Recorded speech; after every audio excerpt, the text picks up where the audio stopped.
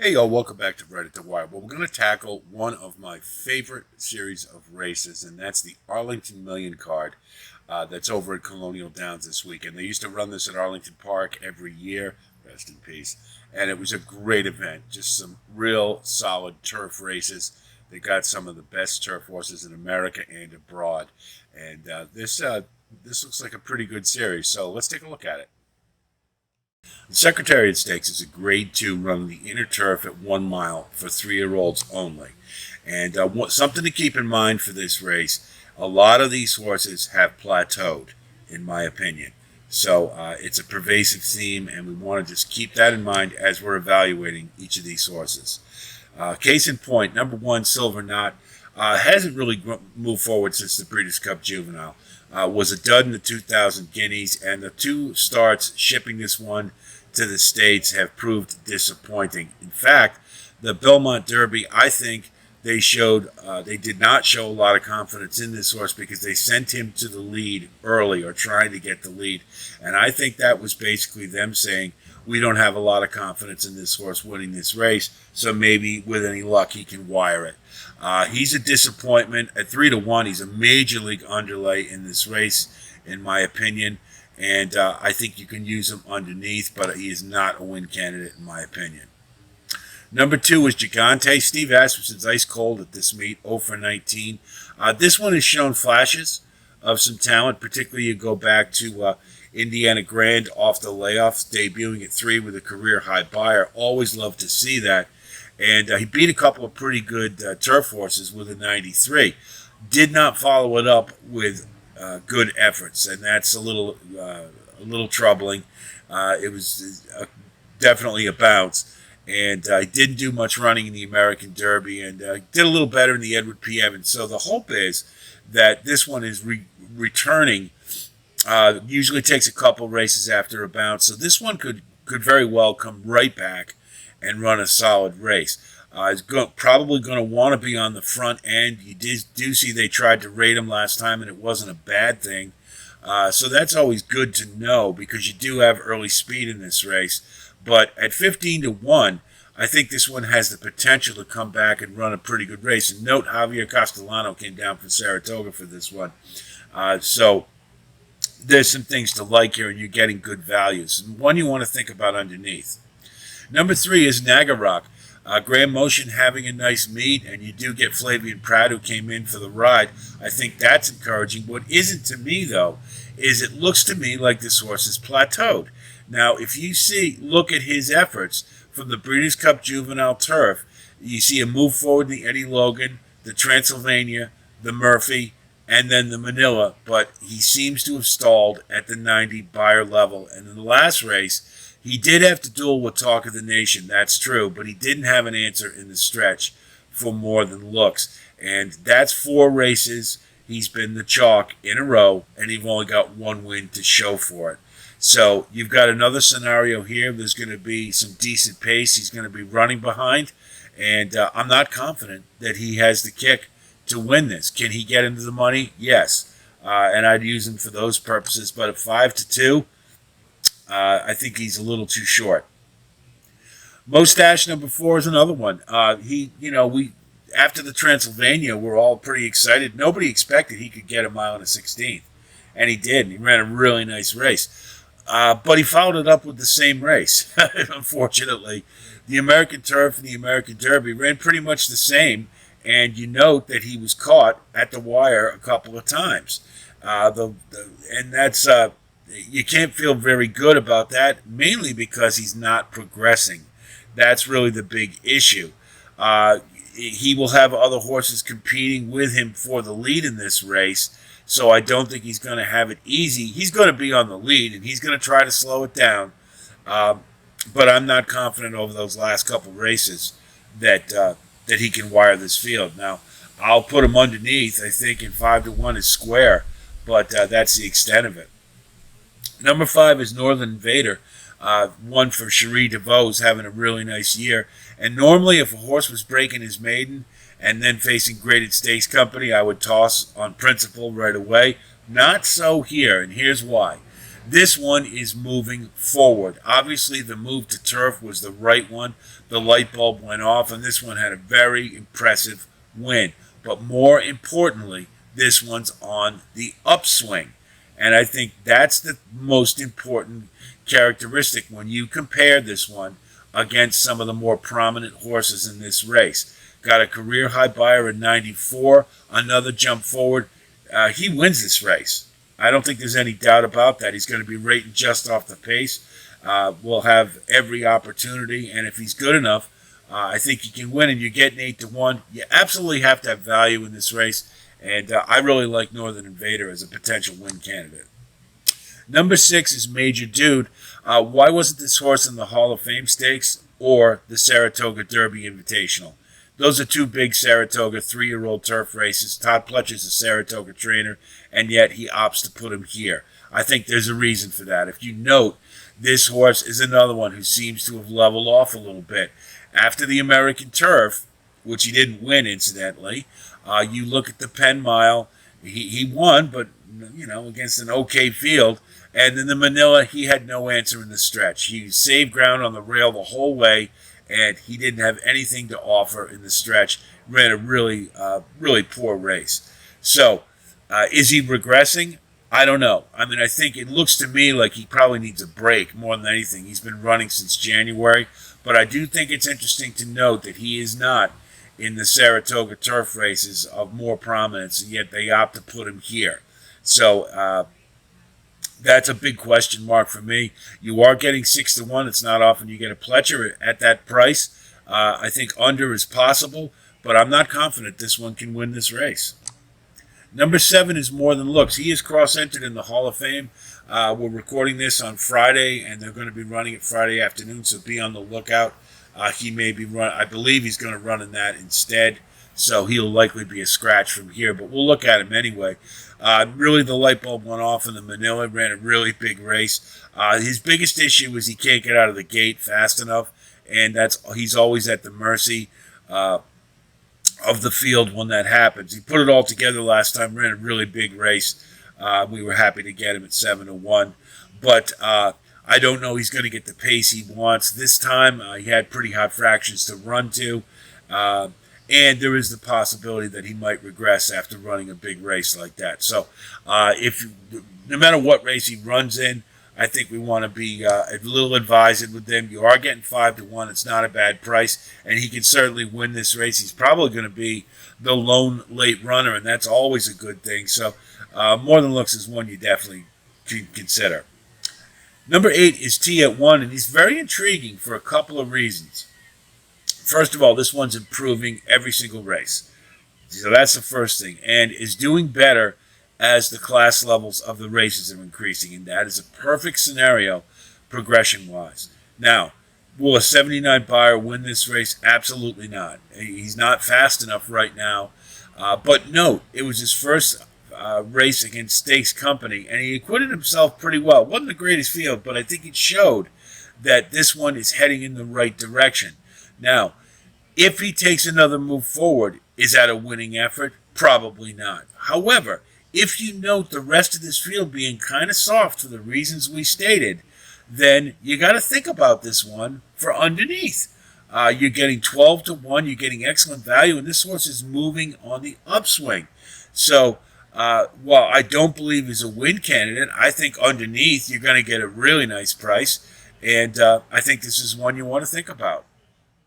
The second race we're going to look at is the Grade 1 Beverly D Stakes, and it's run on the outer turf at 1 3/16 for 3-year-olds and up fillies and mares. And number 1 is Fev Rover.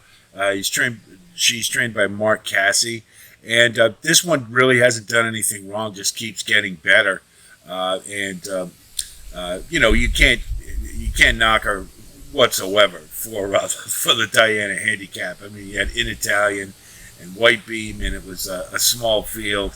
The one thing you can say is, though, she was a little fractious. There might have been a lot of things. Might have been the heat or something like that day. But this one's coming into this race third off the layoff, has a buyer edge over the rest of the field. And given if she runs her usual race, I think she's a logical win candidate in here. Should be just off the pace. and that should be a really good position to get first jump on the rest. Number 2 is Jan's Girl. This one really just isn't good enough. That's the bottom line. Looks like a field filler to me.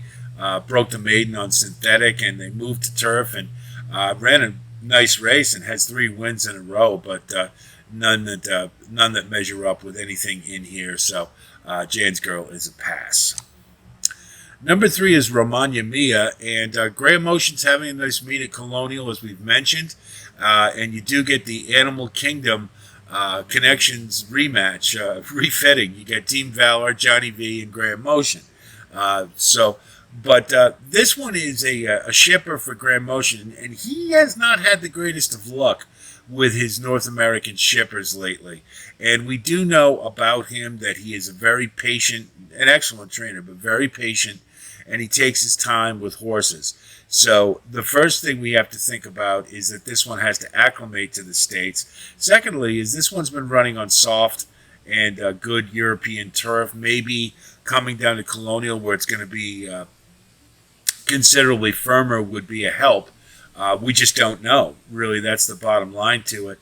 So 4-1, is a bit of an underlay when the horse is a mystery, in my opinion. But, I think you can use. I don't know that I want to put this one on top, but I think, you can throw this one underneath. It's a small field, so, maybe the price will drift up a little bit. If it goes down, then there's definitely some backstretch knowledge that we probably want to pay a little more attention. Number 4 is Mise en Scene, and this one, is interesting. It ran in the filly and mare turf last year and ran a pretty solid race. It just hasn't run anything back to it since, which is kind of interesting. And the other thing is this one kind of has a good race, bad race pattern. If you note, the N2X ran a pretty good second at Keeneland, again debuting for the 4-year-old campaign, and then was kind of a middling effort in the option 80, and then put it all together in the next race in the option 62 and had a nice win, where I did not pick her in that race, but she did well. So if we follow the pattern, this race should be a letdown. Now, Brendan Walsh has been hot for a while, starting with the Keeneland meet, continued on to Belmont and Saratoga. So his barn is running on all cylinders. I think this one, it's certainly possible that, you do see a buyer progression. I'm just talking mainly about how this one looks running-wise when I say good race, bad race. Could this one make another move forward? Absolutely. No question about it. Is it good enough? Don't know. If she runs back to the Breeders' Cup Filly and Mare Turf, she's got a chance. So underneath at 8-1, probably a pretty good bet. I would leave it there, and if you like her, you are getting a good price. Number 5 is Didia. Nacho Correas is having a nice meet at Colonial, and he's got a Vincent Cheminot aboard, who's the regular jockey, and he's doing well in addition. If you look at this horse, ever since coming to the States, has been getting better with every single start. The last one, nobody was going to beat market segmentation in New York. That horse is totally on the upswing, turning into a monster. So not going to hold that against her, but she did hold her own, and she has done so in every single race. 4 wins in a second, and is 2 for 2 at Colonial. Can this one win this race? Yes, I think so. Would need a little help from Fev Rover, but I think coming off the bench fresh, I think this is a logical win candidate and one you absolutely have to use. Number 6 is Gianna Romantica, and it's kind of unusual for a Chad Brown in that this one laid an egg in the last race. No other way to put it. Really had no excuses whatsoever. Rated off the pace, came into the stretch, and while consumer spending surprisingly in Vergara were all fighting onward, Gianna Romantica didn't respond at all, and she just kind of hung around, ran around the track for what I consider to be a pretty disappointing 4th. You note that she had been progressing pretty well up until that race, and it was the debut at 4 years old, so you have to start wondering if maybe this horse hasn't moved forward from 3 years old. Her top buyer isn't good enough here. That's so even if second off the layoff, it's Chad Brown, Flavian Pratt. He made the trip here from Saratoga. I think that's encouraging. Uh, could this one make another move forward? Yes, of course. Just not sure it's going to be good enough. I'd be very, I don't want too short a price on this horse, and underneath is probably the limit. Number 7 is Rocky Sky, and this one is cross-entered over at Saratoga. I believe it's in an allowance race. So if this one scratches out, then Chad Brown's just looking for the softest field possible. This one has plenty of talent. Has moved forward the last race to Long Island. Finally, ran a really big race, but the problem is this one's kind of her own worst enemy. Can find some trouble in races and can be a little rank too. And so I think the talent is there. The question is, can she put it all together and find a good trip? Now you got a small field here, and that certainly helps a horse that has trouble finding a good path. If at her best, I think she can absolutely win this race. Should be sitting maybe right on the engine or just off of it, and has a chance if she decides to stay in. 6 to 1's a pretty good price. If you get anything close to that, I think that's a really good deal. So Rocky Sky, if she stays in, definitely a horse you want to use. The third race we're going to talk about is the Grade 1 Arlington Million, and it's run on the outer turf at 1.25 miles for 3-year-olds and up. A little disappointing there's no European imports for this one, but it's a pretty good field nonetheless, so let's take a look at it. Number 1 is Strong Tide. Michael Lauer trains, and this one's been knocking on the door for a while and had some pretty good form following the Temperance Hill, and we're thinking this one was going to put it together for the Man of War and ran a pretty good race, but you start to see a pattern here, and this horse just can't seem to get over the top. And more to the point, following that Man of War effort, the last couple really haven't been terribly good, and that is cause for concern. So I'm not sure this one's coming into this race in very good form. They're probably going to pass. Number 2 is Never Explained. Shug McGahee is having a terrible Saratoga, but he's having a great Colonial Downs. And that's a pattern with a couple of trainers in here. Got Vincent Cheminade aboard, a really nice jockey. This one, the only concern I have is this is now beginning of a new form cycle. And this one has been running very competitively in the last 3 races, but is falling back a little more each time. You see it first off the bench in the Dinner Party, then a second by half a length in the Monmouth, and then the Bowling Green third 2 lengths back. So wondering if maybe a top effort isn't necessarily to be expected here. Still, I think this horse does bring it every time and is consistent in that regard, so I think you can use, but I'm not sure you want to talk about this one as a win candidate. Number 3 is Set Piece. This horse is always seems to have a little too much to do, and also finds trouble quite often. And in this particular race, I don't think that's a very good combination. Put it together in the Arlington, and there wasn't the greatest of fields, and got a dream trip to win it, and then followed it up with a Wisden with what I'd have to say is a disappointing effort. And that's kind of the issue with this one, in my opinion. Once you step up in class, this one seems to be a little wanting. So I think underneath, because this one will be coming late. But the other thing to note is the bigger the field, the more trouble this one tends to find. So a couple things working against this one, but underneath I think is realistic. Number 4 is Atone, the old hard knocker, and this one's probably going to be the pace. And Mike Maker, great at stretching horses out. The Pegasus World Cup was just awesome. Love that race. But problem is, didn't follow it up very well. And you do have to wonder if that it was a bit of a bounce. Came back in the dinner party with a halfway decent effort and has now been freshened up. And I think that's important here, particularly for older horses. That's exactly when you want to get him. And this horse has, if you note, every time this one comes off a layup, runs a nice race. So I think a Tone is a logical win candidate here without a lot of pace, has a chance to wire the field.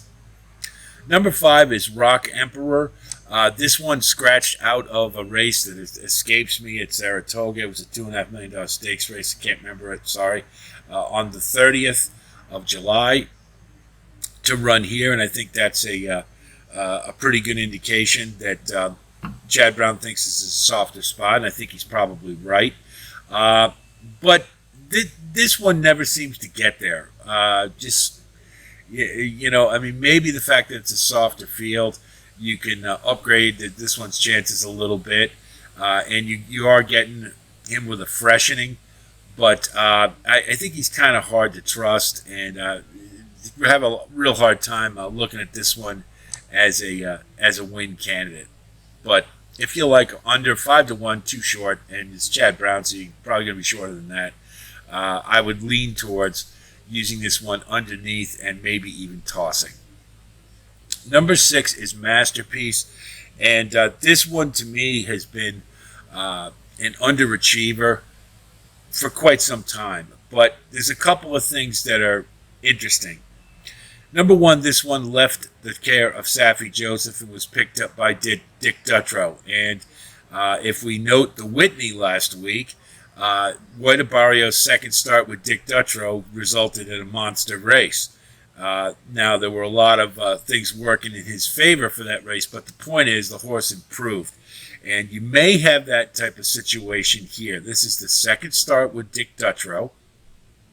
And this one has displayed ability in the past, but just never seems to put it all together. We thought the Pegasus this one was going to run a big race and did not. McDermott, Pan American, just always seems to come up short, and you can't really understand why. Well, the last race was an optional claimer, so there was a drop in class, but and this one was the chalk and still didn't win. However, did lose to Portfolio Company, who just came back last week and won a graded stakes at Saratoga. So maybe we don't hold it against them too much, but the pattern is there for a move forward with this one. You're getting 12-1, and I think it represents some really good value, and I think you got to use this horse. Number 7 is Strong Quality. We'll probably be vying with a Tone for the lead, but a Tone being on the inside will have a little bit of an edge. This one has been getting steadily better, and really, I thought a really nice race in the Manhattan. No sin losing up to the mark, and Soldier Rising. That was a pretty good field, but did get on the engine and fought all the way along. You're getting a freshening, and this Mark Cassie's having a monster meet at Colonial, so this is one maybe to think about a little bit.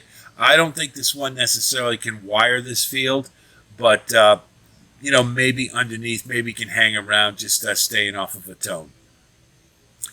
Number 8 is Catnip. The big question with this one is, can he duplicate his Monmouth form elsewhere? He's a horse at 4 years old. Is definitely on the rise. So that you have working in your favor. Little disappointing last time. Couldn't hold the lead. He built a pretty good lead in the stretch and just couldn't hang on as the beaten chalk. That was a bit of a disappointment considering the effort in the Monmouth Stakes that he ran. It was a move from grade 3 to grade 1, and he was up to the challenge. So that's a positive. I think fully expected this one to rebound. I think you can confidently put this one underneath. You're getting a great price at 8-1, and has a puncher's chance of taking this one down. Should be just off the lead. If a Tone isn't up to snuff, this one's got a really good chance. Adamo is another Chad Brown, and this seems to be this race is kind of turning into the recycling bin for Chad Browns. He's taking all his JVs and putting them in this race. This one has demonstrated some ability in the past, but After that United Nations effort, the last couple were pretty disappointing at the Grade 1 level. Now, it's the debut at 5 years old. No problem there with long layoffs with Chad Brown. This one is certainly capable of putting together a good effort. And with the freshening, it has a chance. At 10-1, if you get that price for Chad Brown, I think that's excellent value. And I would, based upon the fact that this one's coming off the bench in prior efforts, might even be a win candidate. So I would use Undamo.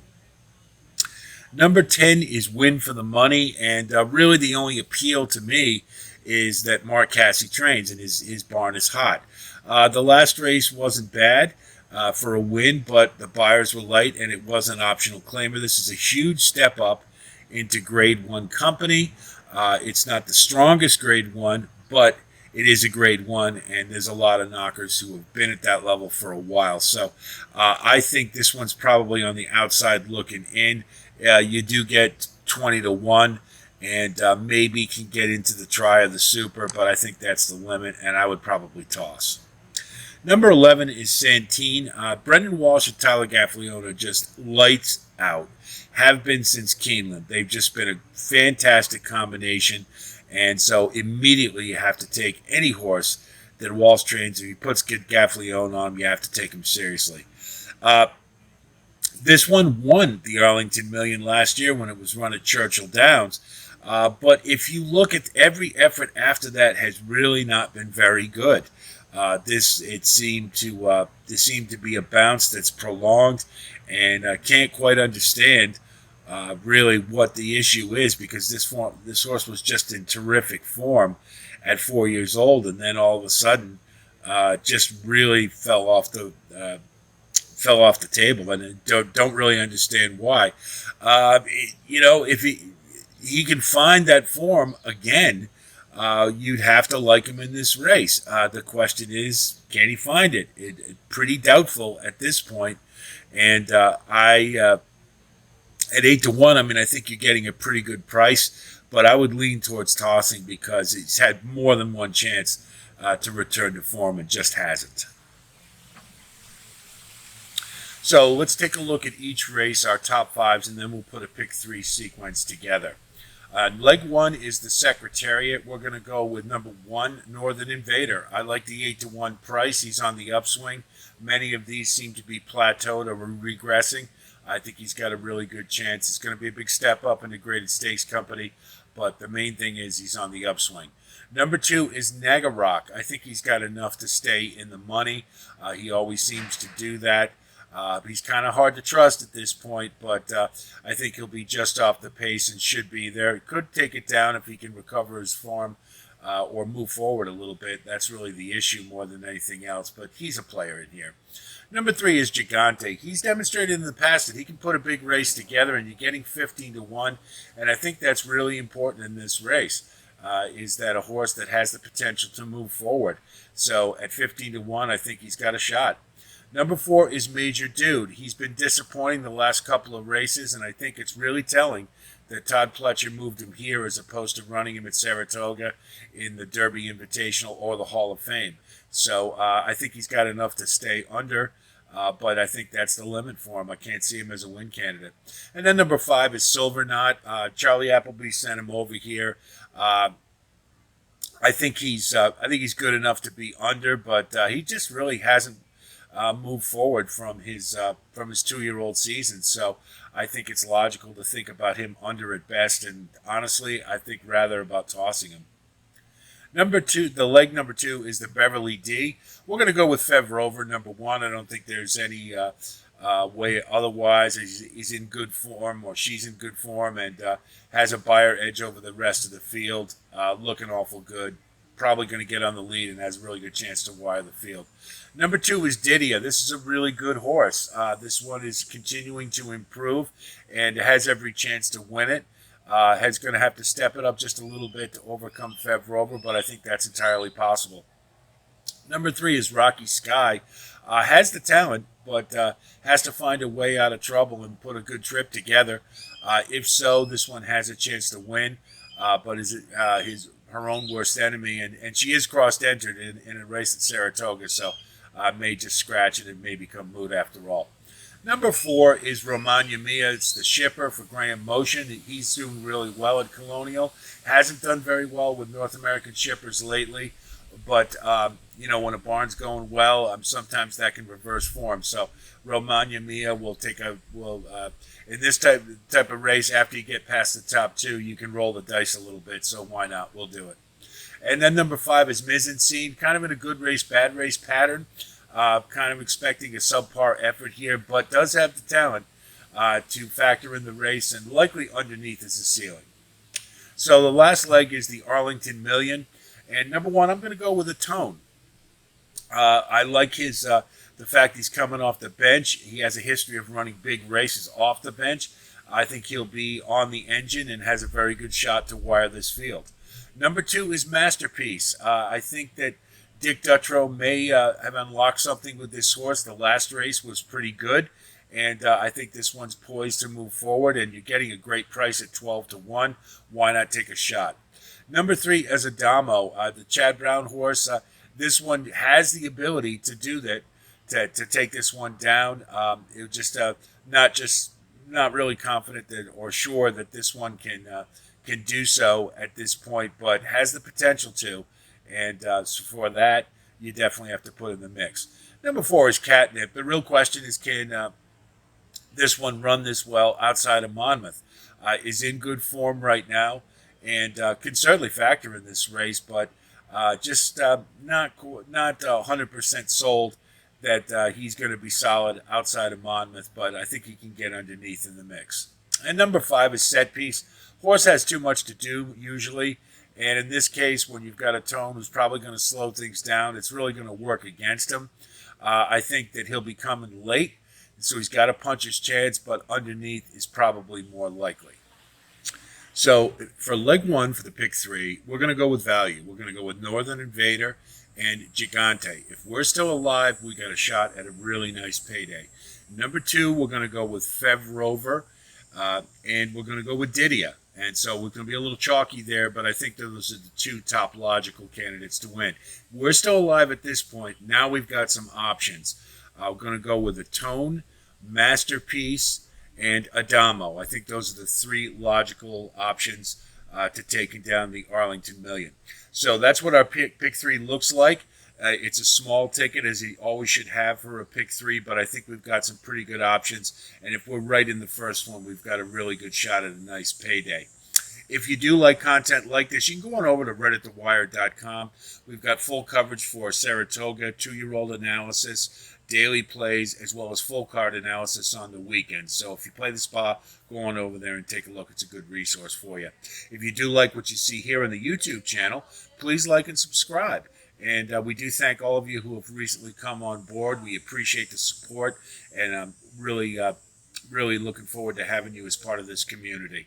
So that's it for today. Little diversion from our normal Saratoga play, but the Arlington Million brings back a lot of great memories. It was a really great sequence at Arlington Park, and I think we've got a good set of races here and potential for some really nice value, which is what it's all about. Let's cash it, have a nice ticket. I hope this helps you with your analysis, and I wish you the best of luck this weekend as always. You'll be hearing from me in the very near future as always, so until then, be well.